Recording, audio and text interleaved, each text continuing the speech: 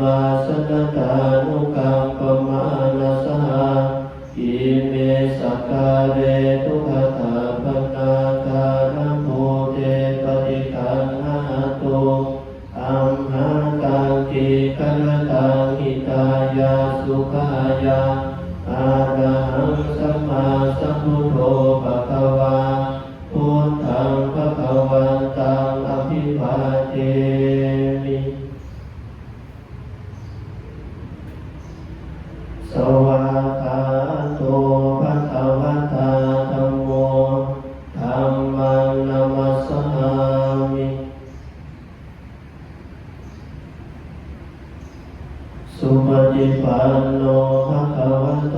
สาวกสังโฆสังฆังนามามิ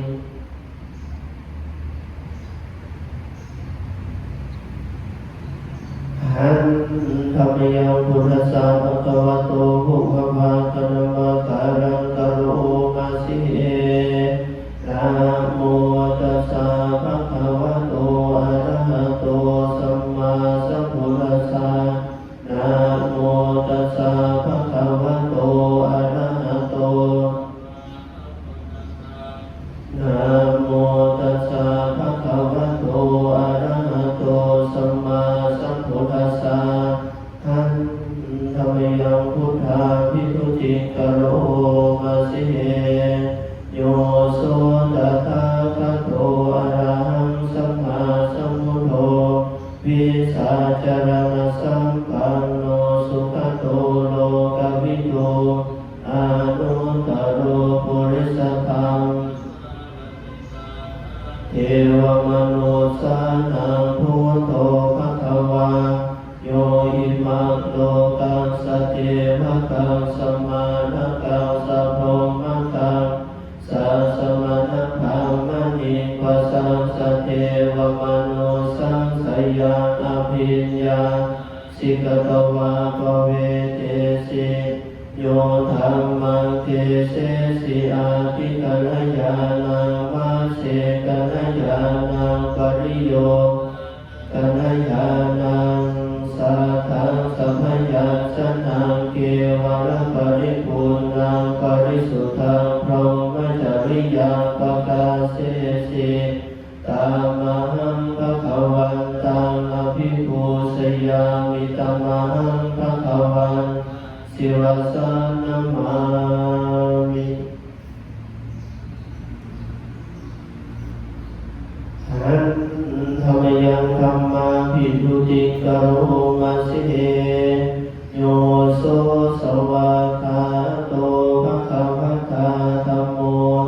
สันเทติโกอาคาติโกเอหิปัสสิโกโอปัญญิโกปัจจตังเวทิตาโพวิญโยหิธัมมังธัมมังอภิปูชยามิธัมมังธัมมังศิวสานามามิ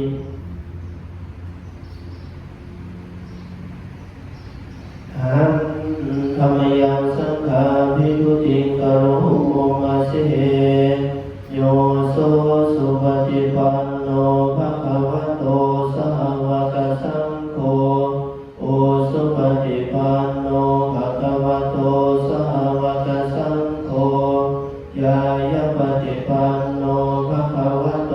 สาวกสังโฆสามีจิปฏิปันโนภะคะวะโต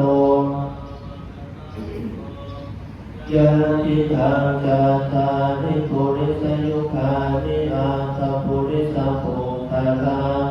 เอสะภะคะวะโตสาวกสังโฆอาหุนายโยปาหุนายโยทักขินายโยอัญชลีกรณิโยอานุตตรังปุญญเกตังโลกัสสะธัมมังสังฆังอภิปูชยามิธัมมังสังฆังศิวสานามามิ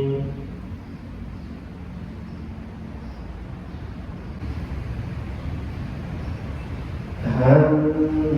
ธัมมยังตังคณิกาปัจจเวคณาปาทังพันนามา ฏิสังขารโยนิโสจิวรังปฏิเสวามิยาวะเทวาสิกาสาปฏิฆาตายะอุณหัสสะปฏิฆาตายะตังสัมมากัสสวะตาตัปสิลิสัพพสัมภาสานังปฏิฆาตายะยาวะเทวาอิริโกวินาปฏิสัทธนาคังปฏิสังขารโยนิโสวินดาปาตังปฏิเสวามิเทวาทวายนมัทายนมัตตนายนวิภูสนายายาวะเทวาอิมาสกายาสติติยาธรรมจริยานุขายาอิติปุรานังจเวทนาปฏิหังคามินวันจเวทนานาอุปาทิสามิยาตราจะเมภวิสติอนาวัสตาจะภาสุวิหารโลกาติปฏิสังขารโยนิโสเสนาสนังยาวะเทวาสิกาสาปฏิฆาตายะอุณหัสสะปฏิฆาตายะตังสัมมากัสสวะตาตัปสิลิสัพพสัมภาสานังปฏิฆาตายะยาวะเทวาอุตุปนิสยาวิโนทนังปฏิสันทานารามาทังปฏิสังขารโยนิโสกิลานะปัจจยาเภสัสสะปริฆารังปฏิเสวามิยาวะเทวาอุปันนานังวายาภาติกานังเวทนานังปฏิฆาตายะอาภยาปัสสะปรมัตถายาติหันธรรมยังเทวตาปัฏฐานาคาทาโยภนามาเสยาเทวตาสันติวิหารวาสินีนุเปกเลโพธิตเทตาหิตาหิตาธรรมทานเนนะภวันตุโภโสทิกะโลเจทวิหารมันตะเรเทราจามาสานวกาจาภิกขโหสารามิกาธรรมาจเตสานิกมมาจยิสลาสาปานะโพตาสุขิตาภวันตุเตชะลาภุสาปิตาตัสสะภวาสังเสตสาตาตโมปปาติกานิยานิกังธรรมวรังปฏิจเตทาตุจิรังสตังธัมโมธัมมาทลาจะโภคลาสังโฆตุสัมมาโภวะอาทายะจะหิตายะจะอาเมรากตุสัทธัมโมปิธรรมจาริโนโมทิสัมภาปุณายามะธรรมเมอริยภเวทิเตปัสสันนาโหตุสัพเพปิปานิโนตัสสะสะเนสัมมาทารังภเวสันโตกาเลเทโวภวัสตุโมติภาวายสัสสมิทังเมตุเมทันอิมาตาปิตาจาตระชังนิจังราคันติปุตตะกังเอวังธรรมเมนะราชาโนปัจจังราคันตุสัพพทา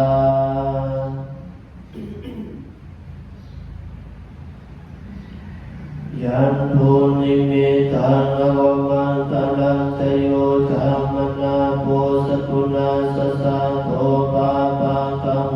ตุสุปินังอาการตังพุทธานุภาเวนะวินาสเมตุยันทุนิมิตังอวมันตรังสโยธรรมนาโพสกุณาสสะโตปาปังกโมตุสุปินัง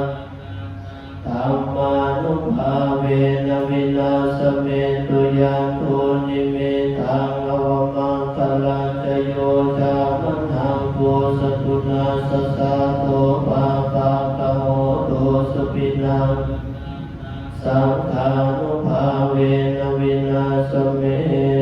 ตุสัพพะตวาโพธรัตนังโอสตังโอตมังวรังอิกังเทวมนุสานังพุทธเตเสนะโสตินานาสันตุปัตตวาสัพเพทุกขาอุปสมเมตุเตสัพพะตวารัตนังโอสตังโอตมังปริราหุปสมนังธรรมเตเสนะโสตินานาสันตุปัตตวาสัพเพพยากัตวาสังฆรัตนังโอสถังโอตมังวรังอาหุนายังปาหุนายังสังฆเตเสนะโสตินาสันตุปัตตวาสัพเพโรคาโมปสมเมตุเตนาทิเมสรณังอัญญังพุทโธเมสรณังวรังเอเตจวาเสนะโหตุเตสยมังคลังนาทิเมสรณังอัญญังธัมโมเมสรณังวรังเอเตนะสัตวันเสนะโหตุเตสยมังคลังนาทิเมสรณังอัญญังสังโฆเมสรณังวรังเอเตจวาเสนะโหตุเตสยมังคลังยังกินจิรตนังโลเกวิสติวิวิทาโพธุรัตนังพุทธสมมาจิตตสมาโสติภวันตุเตยังกินจิรตนังโลเกวิสติวิวิทาโพธุรัตนังธรรมสมังภวันตุเตยังกินจิรตนังโลเกวิสติวิวิทาโพธุรัตนังสังฆสมังนาทิตสมาโสติภวันตุเตทุกขปัฏฐาจนิทุกขาพยาปัตตานิพพายาโสกาปัตตากามุตุสัพเพปิปานิโนเอตาวตาจาอัมมิหิสัมปตะปุญญสัมปทาสัพเพวานุโมทันตุสัพพสัมปติสิทธิยาทานังตถาตุสัทธายสีลังรักขันตุสัพพทาภาวนาตาโมตุกาสัพพุเทวตาคตาสัพเพพุทธาภราปัตตาปัจเจกานันจะยังพลังอรหันตานันจะเทนราคังพันธาวิสัพพะโสอายุโตภรโตทิโรวันนะโตปฏิภาณโตสุขัสสทา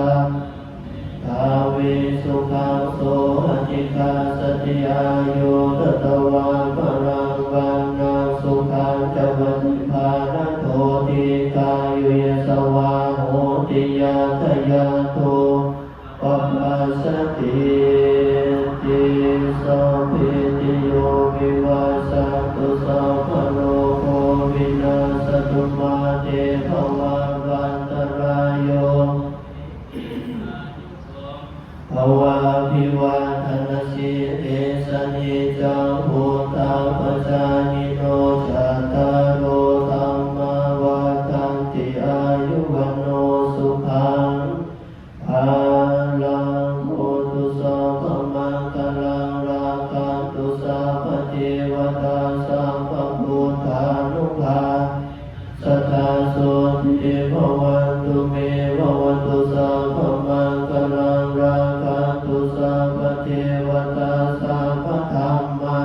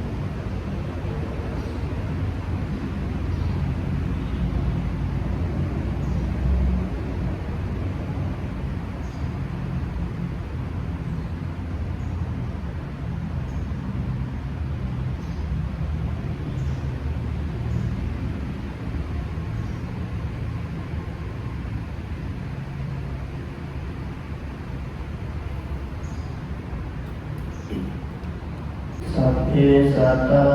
ขอสัพพสัตว์ทั้งหลายที่เป็นเพื่อนทุกข์เกิดแก่เจ็บตายด้วยกันทั้งหมดทั้งสิ้นอเวลาพยาบาชาอานิกาหุตุขอให้ท่านทั้งหลายจงเป็นสุขเถิดอย่าได้จองเวรอย่าได้เบียดเบียนอย่าได้มีภัยอย่าได้มีความทุกข์กายทุกข์ใจซึ่งกันและกันเลยสัพเพสัตตาอัตวาสัตว์ทั้งหลายที่เป็นเพื่อนทุกข์เกิดแก่เจ็บตายด้วยกันทั้งหมดทั้งสิ้นสุขีอัตตานังปริหารันตุขอให้ท่านทั้งหลายจงมีความสุขเถิดสัพพะสัตว์เหล่าใดที่เวียนว่ายตายเกิดที่มีความทุกข์ขอให้พ้นจากทุกข์เถิดสัพพะสัตว์เหล่าใดที่มีความสุขแล้วขอให้ได้รับความสุขยิ่งขึ้นไปอิทังโนยาตินังโหตุสุขิตาโหตุยาตโยสาธุสาธุสาธุอนุโมทามิยังกินจิกุศลกรรมกตาภากิริยังมัมมังคะเยนะวัจจามานาสติทันเจสุขตังกตังเยสัตตาสัญญิโนอาทิเยจังสัตตาสัญญิโนกตังปุญญังพลังไมหังสัพเพภาคีภาวันตุเตเยตังสุวิธิทังกินนังปุญญาภาลังมายานิจัตตา